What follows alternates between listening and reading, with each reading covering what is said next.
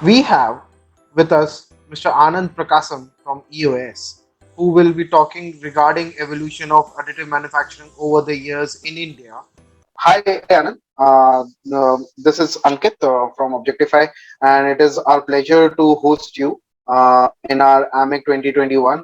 EOS has been a great partner with Objectify since the inception of the company itself, and you have been not directly but indirectly, you have been the biggest support for Objectify's growth and for teaching us about the technology. So, Anand, do you want to introduce yourself and introduce about your background?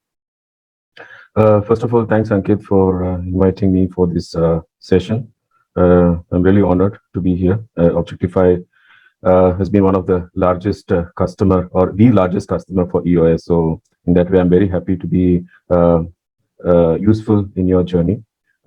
Just a quick bit about myself. I mean, for people who don't know me, I've been in this 3D printing or additive manufacturing world since 1996. You know, my original journey started with polymer systems with Stratasys and Helicis, and then I moved into EOS in '98, and now it's been like 23 years.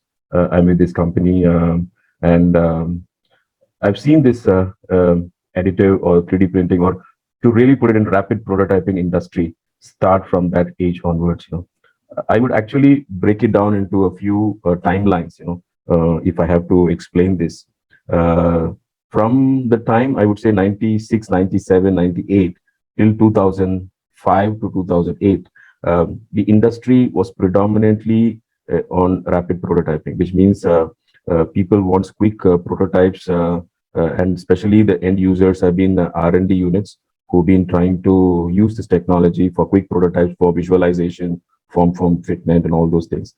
And polymer was primary the driver at that time. 2008, I would say around that time period, metal was also growing very popular. And a lot of people thought that, okay, not only can I print a polymer part, but I could also print a metal part. But even at that time, it was predominantly for prototype tooling, proto tooling, or a sample part just for visualization. I think at that time, we didn't have very dense 3D printed metal part. Usually the density was about 85 to 90%, you know. And at that time, it was the original sintering, you know, which you can see at this time. And end of past 2010, a lot of industries started to look into 3D printing, especially on the metal side, mainly because the technology itself had grown to a next level where we were able to manufacture parts with 99.98% density, and so which means end use tools or dies, end use parts are possible, and we were able to come to the mechanical properties which the industry needs as per ASTM standards. And more choice of materials were also in the offering. You could do from titanium to steels to inconels, cobalt chromes, gold, copper. You know, so many things have been coming around. And from a chronological order, if you see from an industry adaptation, we have seen automotive starting this whole game because rapid prototyping was more interesting for them for their R&D development. Academia was also closely supporting this movement. Then from 2008, we saw the birth of metals more from a production perspective. And the first industries we adapted this are the dental industry and the tooling industry. You know, I still remember the first company, the tooling company, which invested in tool and die for this was Vasanta Tools in Hyderabad. They have a machine for making conformal cooling inserts for injection molding and other things.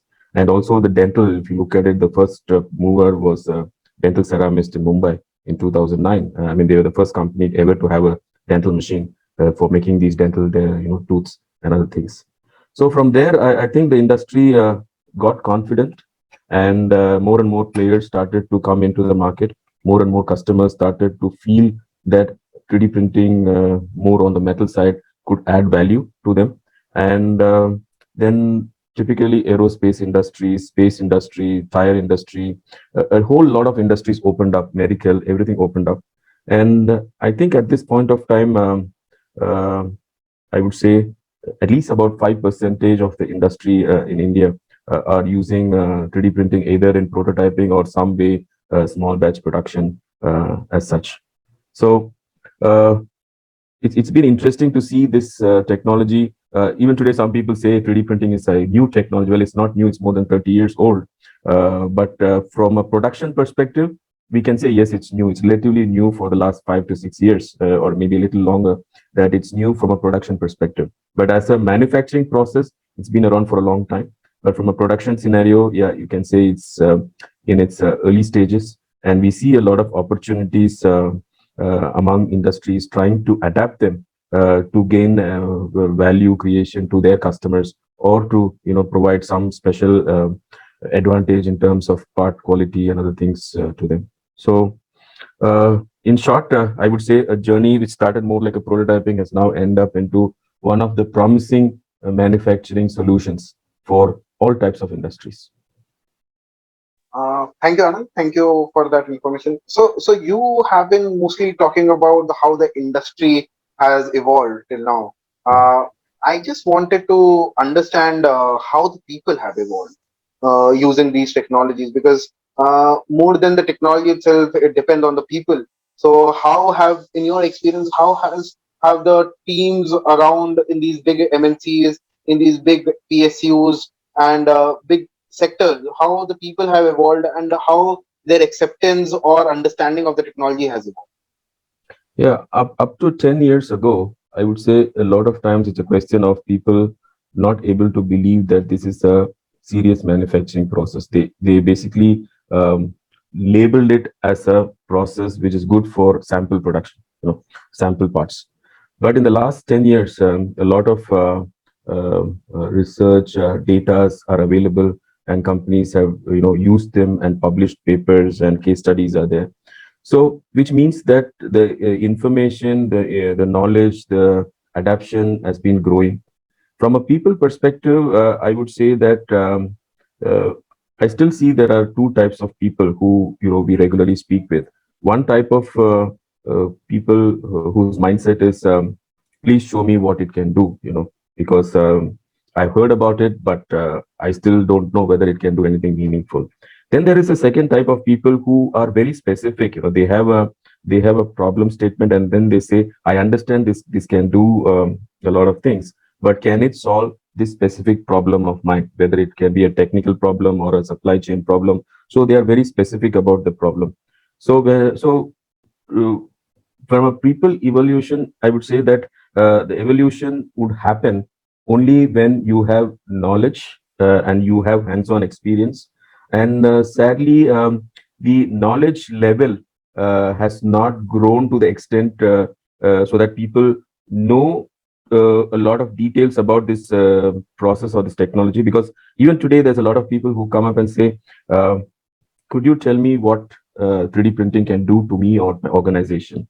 Or they could even come up and say that, I mean, I have a list of 500, 5,000 parts, in the last 20 years, which I've been working. How do I start, or where do I start 3D printing? Is all my parts suitable? So there is a lot of questions out there, which they don't have answers from the existing professionals who are employed. So they look towards either people like us, or they look towards academia, trying to get answers to that. And the people who have better information, better answers, better hands-on experience has evolved in a better way. The people who still are looking for, searching for these answers are still, in my opinion, way behind. Still asking the questions which they should be asking 10 years back. So uh, people evolution, in my opinion, uh, is more or less to the knowledge level which they have on the process, hands-on knowledge, or at least implementation knowledge somewhere. So if the knowledge level is less, which currently is, then more number of people have questions like what it can do for me. There's only a very small percentage of people who come up and then they say, I have this particular problem and I want to know how 3D printing can solve for us. For example, heat exchangers. People will come and say, I have this heat exchanger issue. So can 3D printing increase the performance of my heat exchanger so that I can have a much better product? So that's a very specific question. But then there are still some customers or some companies or from individuals who still would come and say, can you help me understand how 3D printing can help anywhere in my organization? And that's purely driven down to the fact that they don't have enough information, knowledge, or hands-on skills. Not the people around them are able to give them the right information. Yes, that has been similar experience for us. But late, like after I think 2014-15, my journey in AM started also somewhere around like 2010-11, and but I saw from 2015 like a lot of adoption, a lot of interest in the technology, lot of expectation, and a lot of disheartening experiences also of the individuals with the technology itself. So how do you address those problems with the customer about the expectation itself? See, one very important thing which any company or an individual or a customer or should understand is 3D printing is not another machinery or another software or whatever. 3D printing is another manufacturing process. In engineering field, we have specialization of castings, forgings, machinings, and I don't think any of them started using without learning, how to use it. Unfortunately, only 3D printing I've been seeing, 9 out of 10 people want to adapt 3D printing without learning. I mean, they try to gather some information on the internet. I do you think by learning how to do casting on the internet, you can start a successful casting unit? Not possible. So still, that sense that 3D printing is a manufacturing technology, is not another machinery or another piece of machine or a tool, uh, still has to go away from the people's mind. They have to accept it as another manufacturing process, another manufacturing technology, and this technology has to be learned in a certain fashion from the design to the post processing, because there are several stages, and then you will be able to use the value which 3D printing can create to the organization. But sadly, 9 out of 10 people who I see, they have not spent their time to learn about this process, but more or less, they sit on the other side of the table and say, yeah, you please show me what it can do, but I don't have time to learn about it. So my sincere suggestion or advice which I would provide to all those companies who've been looking at 3D printing or who've been trying to understand 3D printing is, please spend some time to learn 3D printing, either individually or as a company. Spend some time to learn, and I'm sure even if you would use 1 day a week to learn, or two times a month to learn this thing, in a span of 12 months you definitely will have a very good grip of this technology. And I'm sure because it starts right from the design phase onwards, so it's not about learning how the printer works, but it starts right from the design phase onwards. So you definitely will be able to adapt it much better and appreciate it. And I'm sure this will add a huge value to your next 10 or 20 years, when we see this technology bloom up to a next level. Uh, yes, so that has been a similar experience for me. And how do you see, because we are sitting at a threshold point of adoption of additive manufacturing in mega supply chain solutions, and how do you see from now to 10 years down the line, as we are on the start of this decade, how do you see the technology getting adopted by, let's say, 2030, and what kind of problems do you see it can be solved with? See, the first thing which I would like to say is the adaptation for the next 10 years, 20 years can be successful only if the different levels have spent time to learn this technology. When I say different levels, there has to be learning. 3D printing is taught in some colleges or universities today, but what more as a terminology? I mean, 3D printing is not taught as a production technology. So, from a college level, I think people have to bring it into a production technology. Second is government should also have a skill development around it. Trying to promote this among the different institutes what they have. Third is industries should definitely spend, actually sponsor some of their employees to get into this 3D printing program and then learn this more from a manufacturing process. I mean, if you look, even 3D CAD evolved the same way. We were supposed to replace draftsmen and drawing boards. Companies like I still remember 22, 23, 24 years back, when CAD came in very strongly. A lot of these companies would send their draftsmen to upskill themselves, to learn how to change from this paper to the digital process. So in the same way, I think it's important for companies to also send their employees to learn from the conventional way of manufacturing to this digital way of manufacturing. In the end, I think this will have a very big impact on all these companies as well. So if this type of a foundation is there, I would say in the next 3 to 5 years, I see this technology being one of the major mainstream technologies in production for the next 20 to 30 years. But for all these things, the learning has to start now. Yes, we really share that same point.